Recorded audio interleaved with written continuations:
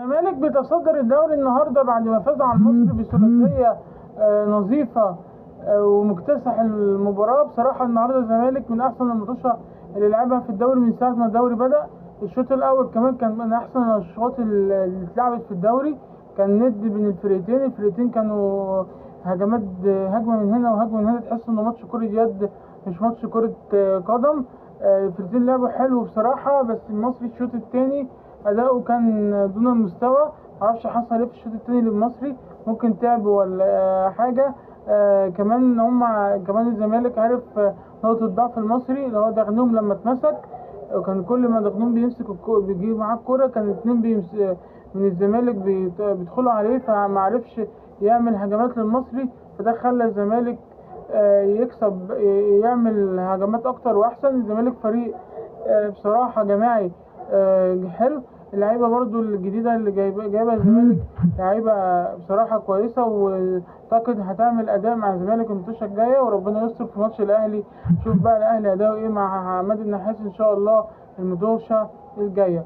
بدأ النهارده تهديف عداد الدباغ بعد كرة اصلا اللي عملها ناصر ماهر. الكرة كانت المفروض جون لناصر ماهر، بس هي جت على طبق من ذهب لعداد الدباغ وجابها على طول جون. عداد الدباغ برضه لسه مستواه قليل، يعني لسه مع المكنه مطلعتش قماش. بعد كده الجون التاني من احلى الاجوان اللي في المباراه، اصلا احلى اجوان الاسبوع ده عمر جابر جاب الجون في الدقيقه 64 من اسيست من الفينا. اللاعب البرازيلي ده بصراحه لاعب ممتع، من احلى اللعيبه اللي احسن لعيبه في الدوري. في الدقيقه 64 كان جون حلو. بعد كده في الدقيقه 90 من ضربه جزاء عبد الله السعيد، وفي كرة ضربة الجزاء دي اتطرد فيها محمد هاشم لاعب المصري، وانتهى المباراة بثلاثية نظيفة للزمالك على المصري. وكده الزمالك بيتصدر الدوري بفرق نقطتين على المصري، وممكن اللي يقرب له بس مودرن بكرة لو كسب ماتشه مع طلائع الجيش. كمان سيراميكا النهاردة بتفوز على سموحة ب1-0 بهدف صديق جولة في الدقيقة 75.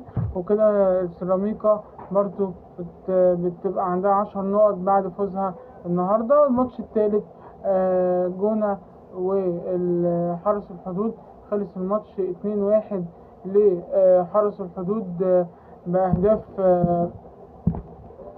محمد حمدي زكي في الدقيقة 5 في الدقيقة 47 لمحمد نجيري، أما جونة محمد النحاس.